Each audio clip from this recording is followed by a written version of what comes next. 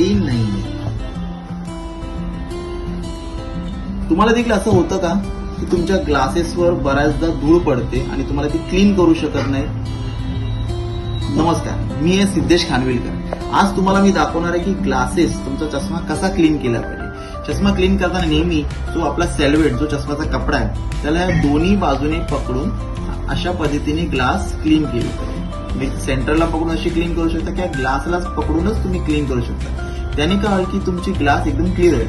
हे करण्याच्या अगोदर तुम्ही ब्लोम करू शकता आणि नंतर क्लीन करायचं. ह्याला कुठलंही केमिकल लावायची गरज नाही, साबण किंवा कुठलंही सॅनिटायझर नाहीच नाही. दुसरी गोष्ट म्हणजे बऱ्याचदा आपण असं बघतो की चष्माची पद्धत जी ठेवण्याची असते ती अशी ठेवली जाते, उलटी, म्हणजे ह्या सरफेसला स्क्रॅच पडू शकतात. तर तसं न होता चष्मा नेहमी ठेवताना ह्या पद्धतीने ठेवा, जेणेकरून तुमच्या चष्म्याला कुठल्या प्रकारे स्क्रॅच पडणार नाही. अजून एक गोष्ट, बऱ्याचदा आपण चष्मा जो ठेवतो ते आपण कन्फ्युज होतो की चष्मा केसमध्ये कसा ठेवा.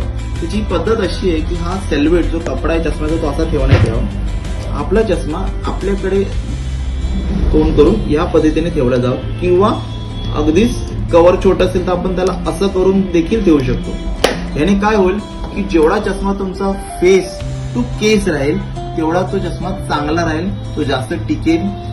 1 वर्ष काय, 2 वर्ष काय, 4 वर्षापर्यंत चष्मा चालू शकतो, पण तुमचं सांभाळून वापरणं खूप गरजेचं आहे. अजून एक गोष्ट, क्लीन करताना बरेच लोक विचारतात मला की चष्मा कसा क्लीन करावा, कुठल्या लिक्विडने. तर त्याचं उत्तर आहे की रनिंग टॅप वॉटर तुमच्या अगदी नळाखाली धरा किंवा एका ग्लासमध्ये पाणी घ्या, पूर्ण चष्मा त्याच्यामध्ये बुडवा आणि नंतर ह्या कपड्याने क्लीन करा.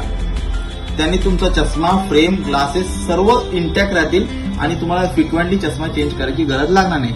आणि शक्यता हाच कपडा वापरावा. हा कपडा जर खराब झाला त्याला धुवावं किंवा तुमच्या जो ऑप्टिशियन आहे त्याच्याकडून नवीन कपडा घ्यावा. सो या अशाच काही गोष्टी मी तुम्हाला सांगणार आहे पुढे पण, या चष्म्यांबद्दल किंवा सनग्लासबद्दल, तुमच्या डोळ्यांबद्दल.